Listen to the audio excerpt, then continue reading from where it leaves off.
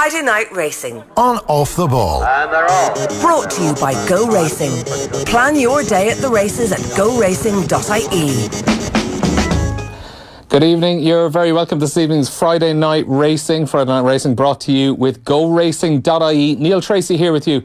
And we'll be crossing over to Johnny Ward a little bit later on to look back on today's action and ahead of the final day of Leopardstown tomorrow. Right now, though, I'm joined in studio by Wayne Middleton. Wayne is a strength and conditioning coach for trainee jockeys in the race system. That's the Racing Academy and Centre of Education, as well as for licensed jockeys in the Jockey Pathway. Wayne, how are you? Thanks for coming in to us here today. Good, Neil. Thanks very much for the invite. Yeah. I imagine Christmas time is quite a busy period for a strength and conditioning coach in racing. Actually, it's grand for me. I've got a couple of weeks off. It's a busy time. It's a busy time for the jockeys, especially in the national hunt. So there's some huge festivals going on there. Limerick, Down Royals, and of course the big one in Leopardstown. So yeah, it's great to be part of that. There's some jockeys there that you work with, and you're looking at them, and you can see how they're riding, and even when they get success as well, it's even better, you know. So I imagine strength and conditioning for jockeys. I'm sure a lot of people on the outside looking in would immediately assume keep the weight down, watch what you eat, etc., etc. I'd imagine much more complex than that. Yeah, absolutely. I suppose from a weight point of view, one thing that we're always trying to do is help jockeys maintain their weight. They're always trying to make weight, so it's a weight classification sport, similar to boxing or MMA. The only difference is that when they weigh in, they have to weigh out at the same weight. So if they get up on the scales and they're 9 stone, they have to come back in 9 stone. The difference between, I suppose, the boxing is that 2 days before that they get weighed in, and then they can bump up the carbs and they can bump up their weight. So what we try and do is what we're trying to do is to encourage them to manage that weight and to kind of maybe stay a pound or two within your desired weight, or what weight they would want to be. And the strength conditioning side of it has a huge part of that, as well as working with dietitian as well. So look, it's early days for us. It's a sport that 4 or 5 years ago, if you said a jockey was, well, I'm going for a gym session, they would probably look at you and they would think, why are you going to the gym for? You're going to get big, you're going to put on weight. So we're trying to change that. We're trying to educate young jockeys, established jockeys, on the benefits of being stronger, being more supple, being able to move better, and we're getting good buy-in, which is great to see. If you could tell us a little bit about your own kind of journey into where you are at the moment, because speaking to you beforehand, you were saying until you actually got involved with the race system and became involved with it, that you really hadn't had any involvement with racing itself. You were kind of involved with GA teams, personal training, a little bit of small bit of rugby teamwork. As you say, you'd been surrounded by horses growing up, being from Kildare around the Curragh, but this was a whole new ballpark for you. Yeah, so I grew up in the Curragh, and like you'd be going to primary schools and you see the string of horses, but was never on a horse until this year actually. And I left school and I was playing rugby. I was an average rugby player. I was a fit but poor Gaelic football player. So I managed to play in lots of different positions because I was full of running. And then I just started to kind of, I was always big into fitness. I was always fit when I was younger, and then I'm still fit, I'd like to think as well, but I'm not as fit. And then I just kind of moved towards I retired from rugby when I was 33, and then the following year, then my club Kildare, we won the Leinster League Division 1, which was huge back then, and I was responsible for the physical preparation of the team then. And then I was working with the Carlow GA footballers for 5 years, so got to see a huge amount there, got to meet some really good friends, and moved from there to my own club in Suncroft, and then working with Moorfield GA. And then I took a call about 4 years ago from Dr. Sarah Jane Cullen, who's big into research for jockeys, and would I be interested in coming in race. They were looking for an S&C coach to work with the trainee jockeys there. So, like as I was saying earlier, I had no idea what I was getting myself into, but it just struck me as something that would be hugely interesting. Like, to be involved in team sports is great, but it's quite saturated. There isn't kind of any, I suppose, long-term role there, unless you're very lucky and you get in with one of the provinces in rugby, and you got to start at the bottom then and move up. So I just saw it as an opportunity to get involved in a sport that I had always had interest in, but knew very little about from the jockey side of it. My uncle was a jump jockey. He was a champion jump jockey in Germany, which I always flag him about. I don't know if that's something to rave about, but anyway. So then I started working with the trainee jockey. So in the racing academy, they do a 10-month residential course there. So it's a trainee jockey course. It doesn't give them a license. So when they leave, then they can apply for a license then as well.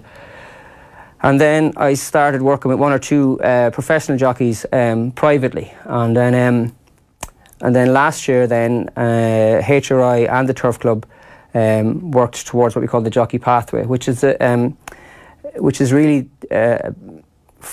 moving on from what Adrian wanted, Dr. McGoldrick, Sarah Jane Cullen and Giles Warrington. So they're big on the whole research and I suppose player welfare or jockey welfare. And we've been pushing for this jockey pathway. So we started it last year where we would do 4 sessions a week with me and it was all optional. So they would come in and they would train, and so I was trying to get a feel for myself, but I had done that over the previous, I suppose, 2 or 3 years with the trainee jockeys and then working with professional jockeys, and then really just working as hard as I could, speaking to jockeys and asking them what does it feel like, when you come off? Are you tired? Are you sore? Yeah, and as you said a few minutes ago, like the first time you properly got on a horse was last year. Yeah. Like, did it take for you to do that to kind of realise these are the muscles that we need to be working on? Did you have a program that you then had to kind of tailor to realise, a jockey isn't going to need to do this as much as this? Yeah, because like we've got lots of science that tells us how to train, but we don't have much research that tells us how to train jockeys in a physical sense. So I was applying general training principles but I was looking at the jockeys and I was just saying they must be looking at me thinking, what would he know? Like, he's never been on a horse. If I'm an S&C for a Gaelic football team, I've played Gaelic football, I've played rugby, I've played soccer, so I know what it's like. I know what it's like. So I had no idea. So I'm trying to kind of better myself, but I'm trying to do better for them as well and make them better athletes as well. So this year in race, I was up on a horse and just like to get a feel for it. So these are retired thoroughbreds now, so I've never been on a horse in my life. And I couldn't walk for about 2 days. I was walking down the stairs backwards. So it's like it really gave me an insight in, and I was only trotting. I wasn't. One of the lads was actually holding the rope with the horse, so I wasn't. Yeah. He was actually walking me around on the horse, and then I started to trot. But then I had an idea then, so I went up 4 or 5 times. I had an idea then of maybe, okay, right, so there's a huge amount of core activity going on here, which we would have assumed anyway. And there's a huge amount of leg activity going on, and there's a lot of isometric work, which is working but not moving. So there's a lot of holding going on as well. So then I said, okay, right, we can get more specific with this now. And you might have probably looked at a jockey and think, oh, this is what they need, but until you actually get up on the horse, and these guys are going at 30 miles an hour as well. So then you can bring it more specific to suit them as well, and then I think they enjoy that more as well when they know you're doing something that's going to benefit them specifically as well. So it just gets more exciting then as well. So is the strength and conditioning side then in racing, I suppose, relatively a modern phenomenon? Is it maybe in the last 10 years where it's really, up until more recent times, has it really just been about watching what you ate, watch the weight, and the rest absolutely. looks after itself? And now the last few years they've gone, if you go to the gym, you're not necessarily putting on weight. Absolutely, yeah. And I think by educating the jockeys that come in and they understand that the benefit of being stronger, the benefit of being able to hold that horse, maybe could be the difference between doing extra work in the gym or it may not be the difference. We don't know that, but they're not doing any harm by coming in. They're certainly improving their physical capacity, and they're certainly improving their strength. And we do a lot of work on recovery as well. So we'll have a lot of jockeys that will come in. Maybe they might have finished racing for the day or finished working for the day, and they'll come in. They might want to do a light session. They might be going racing that evening. So and we'll do like recovery or flexibility session or a mobility session, and I think that's really important that you can actually tailor that to the jockeys, so that when they come in, they know, okay, right, Wayne knows how I might have got a phone call from one of the lads or one of the girls and say, look, I'm feeling a bit sore here, will you be able to do something for that? Not something for that, but I'll be able to change the session around to suit how they are. And then if they're suspended, so it's like if they're off for maybe 4 or 5 days, so they'll come in and they'll say, "Okay, I'm going to train really hard now." So that's what I suppose one of the best things about it. Then no 2 days are ever the same. So. Like, has it been difficult to convince some that, you know, doing weight doesn't mean you're going to put on weight? Yeah. I don't want to get too controversial here now. Yeah. You're like, we actually, what I tried to say is that we're not weight training, we're strength training, which may sound the same, but it's not, because their world is about making weight. If they come into the gym and they start putting on weight, I'm out of a job straight away. So, and I need them on my side. So I need them to come in and say, do you know what, I went to the gym and I feel great and I feel much stronger over a period of time, and haven't put on any weight. And when they're sitting in the weight room, that's what you want the jockeys to say, you know. And because some jockeys will say, "Oh, I was talking to such and such, and he said that you know, he felt great after that session, and he's been training now for 3 or 4 months, yeah, and he hasn't put on any weight, yeah." You know, imagine that. You know, so, well, if you eat enough food, you put on weight, you know. So you kind of, and then I would work with Gillian, or a dietitian as well. So a lot of them will come in and they'll have a lot of information on how they need to make weight, and they'll say to me, "What do you think?" And I'll say, "You go to Gillian now," and then you work with Gillian, and the same with Kira, the sports psychologist as well. So it's kind of it's a multi approach as well there. So but yeah, they'll you're always going to try and convince people, because people think historically we never did it, so we shouldn't do it, and that's fine, and I don't have an issue with that, and neither does any of the service providers. What you want is, if someone says, "Look, I'd like to come in and train," great, this is what we can do, and you're not chasing people to tell them to come in and train. So it's there for people if they want to engage in it, and those that are engaging on a long-term basis are reaping benefits, you know. So yeah, it was funny. I knew you were coming in for the last week or so, and I was browsing around Twitter last night, and I don't know if you see it, there's a video doing the rounds of Tommy Kinnan, who's the father of Mick Kinnan. Stand on his head. 85 years old. Yeah. And he's doing a headstand in his kitchen. Amazing. Holds it for about 30 seconds as well. Like you mentioned there, like how important core strength is. Like, I mean, that is just pure core strength. Oh yeah, 85 years of age. Inspirational. I saw it there earlier on as well. I was thinking, I'm wasting my time here, you know. Exactly. He'll have you out of a job. Just like go down to the Canarans and start standing on your head, you know. But I think, I suppose, to get a realisation of how strong and how fit they are, these jockeys are. And I'm not, like, sometimes people might look and think, "Oh, Jesus, they don't do an awful lot." But they are extremely strong and very, very fit, and that's something that I always admire about them, and even more so that they can come in. Like, I can name check a few people here, like the likes, say, of Paddy Mullins will come in now, and he'll be racing in Punchestown, and he'll come into the gym straight after racing. Billy Lee, who's over in Dubai now, he 5 or 6 winners in Dubai, which is great actually. Chris Hayes had a winner today as well, so, and then Ronan Whelan had a winner 2 days ago. So. And is it important having guys like that? Yeah, you mentioned so. Rachel Blackmore as well was someone you name checked beforehand. Well, Rachel trains. I know she doesn't like the media, but she'll probably kill me for mentioning her. But she trains. I know she trains down in Carlow with a coach down in Carlow. But Willie's school's up on a Tuesday in the Curragh. So if they're up, she'll ring me the day before, text me the next day, come in for a session. As will Danny Mullins and Brian Hayes. So you know there's something good happening there if when they're finished work they want to come in and do something in the gym. Now it could be only a light session, but they'll still want to do that as well, you know. And then like the bigger jockeys, the Chris Hayes, the Declan McDonoughs, they're now Chris is in Dubai, they're long-term advocates of the training, the Shane Foleys. And then you've got the younger guys, like young apprentices like Dylan Hogan, Dennis Lenihan, Ross Coakley, all these young apprentices, Gary Halpin, who's not an apprentice, he's writing out his claim. Like they're putting in a huge amount of effort, and they don't see you don't see that, you know, like these young apprentices coming in 3 or 4 days a week, working really hard, and they might not be getting as many rides, let alone winners. Mm-hmm. I think it's just, I admire them for that, because they lose far more than they win, you know. Mm-hmm. But yet they still have the drive to come in and want to be stronger and fitter. So yeah. And Wayne, we're running out of time, but just I suppose very quickly, if there are, you know, young jockeys listening in this evening, is there kind of a standard 4 or 5 exercises that you'd probably just recommend getting started on if you were new to the gym scene? Anything that requires you to squat, because if you look at the position that they're under rehearse, they're actually squatting quite low. They're phenomenally strong at squatting, which is great, and their deadlift movement, which is their hinge movement, because that's the position they're in. So those two movements are very specific to their riding position. So if they can get a good coach and get them to kind of train them properly to do that as well.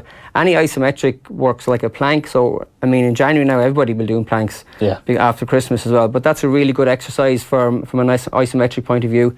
And then they need to build up their aerobic capacity. So whether that's working on a bike, or we do a lot of work on the watt bike. The jockeys love it, absolutely love it. I've been on it once or twice. It's a nightmare. Boxing, if you get into a boxing class, anything that's kind of, along those aerobic lines without getting too specific. So, and then if they're licensed jockeys, just get involved in the pathway. It's free; they don't have to pay, and then and then take it from there. Yeah, and then just before we go as well, like if you could give us a small idea the role that the race centre, the Racing Academy Centre of Education, kind of plays for the younger jockeys. Yeah, so it's a 10-month residential course there, and then they have different modules on it. So they'll basically work with the riding instructors there, learning how to ride, how to hone, how to improve the riding skills. They'll work on business in school. They'll work with me in the gym. They'll work on communications, and then after that, then they'll have a level 4, I think level 5 FETAC course on horsemanship skills. And then if they want, they can apply for their licence then. So that's in racing. And HRI then, which covers the pathway, once they become a licence or even a pre-licence, then they can get involved in the pathway then, and that's the route. You don't have to go to race to apply for a licence. But there have been some great jockeys coming through race, and there have been some great jockeys that haven't gone near race as well. So, but I think the landscape is changing in the sense that HRI and the Turf Club are doing so much more now for jockey welfare and to improve the welfare of jockeys, and even to kind of help them to understand how to look after yourself and how to keep yourself fit and how to keep yourself strong even when you're not riding as well. And from a psychological point of view, I know for a fact that when the guys and girls come into the classes, they may not be in a great place coming in, but when they're leaving, I know that they're feeling better as well. So there's a lot of downtime for them as well. So that kind of outlet where they can come in and put on a pair of gloves and hit a few pads and go home feeling better as well. So it's probably more important than anything, And I imagine, given the amount of injuries there are for jockeys and in horse racing, you're probably having to. There's no quiet day. You're probably constantly tweaking the modules and tweaking the exercises. Yeah, and I suppose what I've learned as well is that a lot of the jockeys, they'll come in when they're broken, and then when they get fixed, then they won't come back. But it's probably similar in a lot of sports as well. You only go to the doctor when you're sick. So what we'll try to encourage them is, okay, look, even if you're not coming in, here's a few things you can do. Like the guys that are in Dubai, they're over there riding away, and I'm still in contact with them, giving them stuff to do while they're over there. So it's it's an exciting time as an S&C coach to be involved in a sport that historically would have avoided it. So I think the direction we're going is excellent. So Wayne Middleton, thanks for joining us on Friday Night Racing, and Happy New Year. You too, Neil. Thank you very much. Cheers. Okay, well, we have Johnny Ward joining us on the line now from Limerick. Johnny, how are you doing?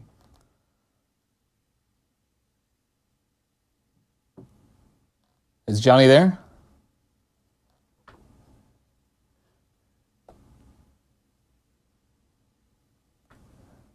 Yeah, we might have to give Johnny a little call back there for a second. Wayne, you can hang around with us for a couple more minutes, I think. Yeah. Have you kind of got into racing a lot more in the last couple of years? Yeah, now you've been involved absolutely. With this? I suppose I've never watched as much racing. Even today, I like to watch, especially the jockeys that I've worked with, watching their form, looking are they getting tired, does it look like they're getting tired, and then even chatting to them about their own races and how they're feeling. And then I'm always really watching the younger kids, and I get so much satisfaction when a young kid has been in training and they get their licence and they get their first ride. I love to see that, because that's a great achievement, that's a great moment for them. Other jockeys are winning Gold Cups and winning derbies. This jockey has got his first ride, and it's huge for them. So racing's kind of invaded my life now. Yeah. In terms of the numbers you're involved with then as well, kind of on a week-to-week basis, how many young boys and girls you're working with generally? Because we're based in, I suppose, in Kildare, we're limited, I suppose. Well, not that we're limited, but we're only, I suppose, the people that live in that area or are close by will come in. So probably, I would say maybe over the week, maybe 10 to 12 different jockeys at different stages, you know. So to have one or two jockeys in, we're at a year now, so to still have jockeys coming in for me is a huge success. Like I said, in a sport that would have dismissed any kind of gym activity or strength training activity as well. So, and we know that that's going to improve, and those numbers are going to move up as well. So, okay, I believe it's take two. Johnny Ward is with us now on the line. Johnny, how are you? How are you guys? We got you in the end, Johnny. Before we look ahead at tomorrow's racing, obviously another busy day in Leopardstown and Limerick. The big one today in Leopardstown was the Christmas hurdle, the Grade 1. It hasn't been a particularly good week for favourites, Johnny, but Apple's Jade certainly gave punters something to smile about today. Yeah, and it hasn't been a particularly good week for Gordon Elliott either. I was just actually counting his runners last night after day 2. He'd had 50 runners over the course of the 2 days at what would have been, I think, 4 different meetings, including the Welsh National. And from the 50 runners, he'd had 2 winners. And now a lot of those would have run maybe in the same race, but it was a very, very poor return for somebody of Gordon's calibre. And he was probably feeling it a bit this morning. But Apple's Jade, she's just become a pretty reliable mare. You know, this time last year, she looked like she could basically beat anything, but she just ended the season in a strange enough note. There were reports that she was in season at Cheltenham when she definitely didn't run her best. I didn't think she looked happy at all that day, but she then disappointed again at Punchestown. So there was a kind of a question mark about her then, but this season her performance in the Hatton's Grace was absolutely exceptional. Even though Faugheen obviously fell, what she did today was still a hell of a performance. She's running against pretty good horses, maybe not quite Grade 1 horses, but good horses, and absolutely destroying them from the front. And the big question basically now is where does she go next? And I think a lot will hinge on what Faugheen does tomorrow, or rather what Samco does tomorrow in that regard. Yeah, and you mentioned Faugheen there as well. We were watching that race this afternoon in the office, and there was just this kind of as soon as Faugheen fell, a couple out, and because he kind of lay there for a while, it was quite still, and you were going, oh God, this could be quite ugly. It was a massive relief to see Faugheen get back up onto the feet and walk away with Ruby. Big time, yeah. I mean, Carlingford Lough, who is an old stager, obviously, he lost his life yesterday, which was pretty upsetting as well for his connections, obviously, but he wouldn't hold a candle to Faugheen in terms of his place in the public affection stakes. And Faugheen, when he fell, it was like falls over hurdles can be a lot worse than over fence at times because they're not expected at all, especially from the likes of him. And I watched in the press room at Limerick, and one of the guys beside me said, oh, he's not good, when he saw his legs flailing. But I think he was kind of just trying to get back. He was probably just a bit shocked. He was probably just trying to get back to his feet. And obviously your first concern in a situation like that is for the rider, because that's obviously paramount, and Ruby Waltz had an awful lot of injuries, but he got up quickly, and then everyone was sort of just looking as to how Faugheen was, and he got up, and we shouldn't forget that he was far from off the bridle at the time. You know, on the balance of how the betting suggested the race would go, we can probably say he might not have won by the law of averages, but I didn't think he was finished, and I think he would have certainly run some sort of a race or made her at least work for her victory, and that he lives to fight another day it was great to see. Like, I don't get overly kind of soppy about horses who die, because that's just the nature of the game, but you'd certainly have massive affection for a horse like that, and if he had lost his life today, it would have been absolutely horrible. And I've been to William Mullins before to see him. He's a pet of a horse, and it's just great that he lives to fight another day. I mean, punters are generally losing at Leopardstown, but it doesn't really matter when things like that could have happened. Yeah, exactly. Also today at Leopardstown as well, you had the Savills Chase, and another kind of short enough price favourite, Road to Respect, disappointed greatly, and Kemboy under David Mullins for Willie as well. That was a very impressive winner. He was, yeah. He is slightly unheralded winner of the race. He could have run in the big race in England there a few weeks ago in the Ladbrokes Trophy. He didn't run there due to some sort of a travel issue, as far as I recall. On the balance of today, you'd have to think he probably would have won. So if you backed him for the Newbury race, you'd be a bit disappointed. But apparently he did exactly what William Mullins told David Mullins not to do today in the way he rode him. He was a little bit keen, but he really enjoyed himself. And I think he was just able to dictate batters, and it was a really, really good performance. You know, Willie Mullins has never won the Gold Cup, but he definitely has a contender now. The only thing I would say is this was a shambles of a race for all due respect. The traffic problems and the incidents that befell him in the last, I suppose, the last mile of the race, and they happened either side of about the third or fourth last, basically means I think he ran a race full of merit because he nearly snatched second. He had an absolutely hopeless position turning in. I honestly think he could have lost about 10 lengths in that race with the kind of, he lost his footing at one stage, he was tight for room at another. So much went wrong.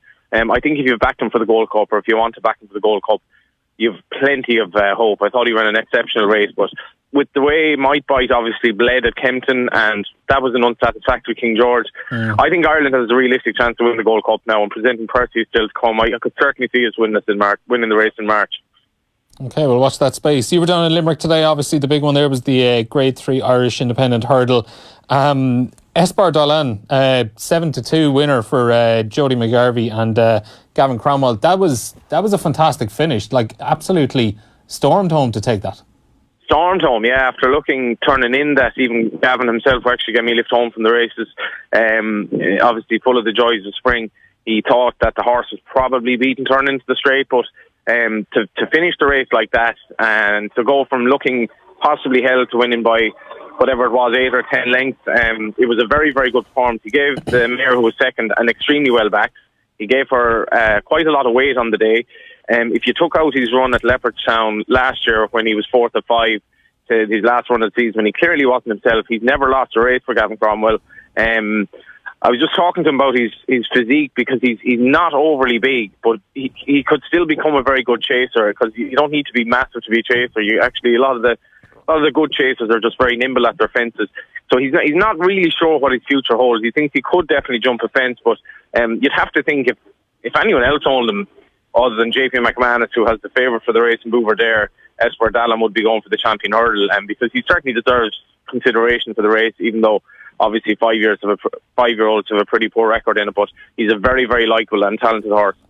Yeah, looking ahead at tomorrow, final day, Leopardstown, at 1:55, the Neville's Hotel's novice steeplechase is Delta Work seems to be the one everyone's talking about there. It looks like it's going to be going off as a comfortable favourite.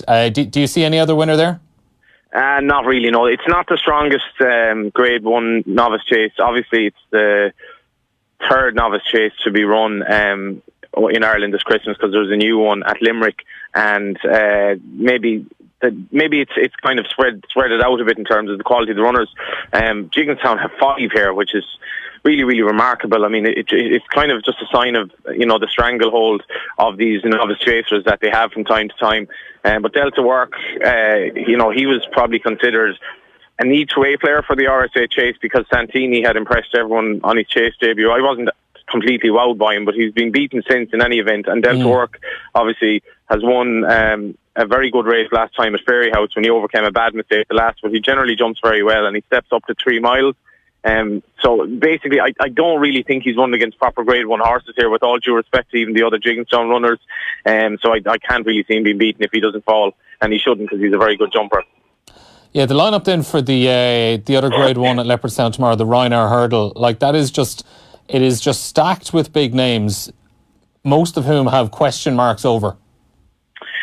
Yeah, you'd have to say they do, particularly Samcro. Obviously Lorena, Willie Mullins' mare, if she had come here, it would have been a slightly better race. She's very exciting, but in fairness to horses that are there, it's a cracking renewal, I think. Samcro, I have to think he's miles better than what he showed in the Fighting Fifth. I thought making the run worked out completely wrongly for him. And if you remember when he won his bumper at Navan making the run, and he wasn't at all impressive back in the day. So I basically just don't think he's suited by making the run, and I think he'll run a lot better tomorrow. Whether or not he'll beat Mellon, I don't know. As far as I can tell, the vibes about Mellon are very strong. And I look back at the Champion Hurdle on the replay there the other night, and he was actually quite badly hampered by Faugheen at a very, very critical juncture of that race, apart from which he may well have actually won, because he was quite badly snatched up, and he only went down by about a neck in the end against Bouverdare. And even though Bouverdare was obviously beaten at Kempton, it's still very good form, and Mellon is fairly unexposed. It's slightly worrying that he ran so badly at Leopardstown last year, but just on the balance and at the prices, I think he might beat Samcro. Super Sunday comes into it as well. Just probably worry about the trip for him. He does stay 3 miles very well. He obviously has previous in this race, but I probably doubt that he would have quite the toe of Mellon and maybe even Sam Crow. But it's a race to savour for sure. My vote will go to Mellon, but tentative enough. And I never thought I'd be tipping against Sam Crow, but there you go. What about Sharjah? Yeah, Sharjah's kind of strange, and he's a bit unheralded. Obviously, he won the Galway Hurdle, and he beat Faugheen, obviously, in the Morgiana, and like Faugheen just looked too slow for 2 miles now, and there wasn't any money for Sharjah. There didn't seem to be any expectation that he could win. They probably thought that for a horse that ran the Galway Hurdle, they probably thought he'd be finished for the season by now, or finished for the year anyway. But the ground is, I for one am very worried about weather. The weather of Limerick today was practically t-shirt weather. It's unbelievably mild, and this has resulted in horses actually like Presenting Percy not running at Leopardstown because the ground is too good in late December, which is quite mad. But in any event, it'll suit Sharjah, who definitely liked this ground. But I have to say I'd be surprised if he could beat Mellon. I basically just thought he won a bit of a kind of a race that was there for the taking, really, in the Morgiana. And then tomorrow as well, the other big grade one is at Newbury, 3 o'clock. It's the Betway Shallow Novices Hurdle. Yeah, Champ looks very interesting here. He's a horse, another promising one for JP McManus, and he's certainly a horse on the up. I could see him progressing on to even better things. Doesn't look the strongest renewal of the race, and JP's had a very, very good Christmas. He won the Paddy Power. He's had some very, very exciting runners, and he possibly has a very likeable horse here in Champ, who, as far as I know, is named after the retired Tony McCoy. And Johnny, before we let you go, it is, of course, time for our weekly charity bet. The Christmas Racing Festival is in full swing at Leopardstown and Limerick this week, and Toad have given us a €100 charity bet to try and add to our winnings for the Irish Injured Jockeys Fund. Johnny, what have you gone for this week? Yeah, the horse runs in the first race tomorrow at Leopardstown. I don't actually have the time on me at the moment, but I always laugh when this horse runs because he reminds me of a Rodney Dangerfield joke where Rodney Dangerfield says, "My wife, she said, call over, there's nobody home. I called over, there was nobody home." And the horse is called Nobody Home anyway, so he's a great chance for us tomorrow. And what odds is that coming in at, do you think? What's that? What odds is that looking like? I think it'll be each way price. I think it'll be about 4-1. It's very well handicapped over fences, and this doesn't look a particularly deep race. Even Rodney Dangerfield could find the winner of it. Well, Johnny, thanks a million. And of course, see thetote.com for Christmas racing festivals. Johnny, enjoy tomorrow, and thanks for joining us on the line. Thanks, lads. And Wayne as well, thank you for coming in to chat to us. After the break, Joe Malloy will be along for more of our best ofs from 2018. Don't go away. Friday Night Racing on Off the Ball. And they're off. Brought to you by Go Racing. Plan your day at the races at goracing.ie.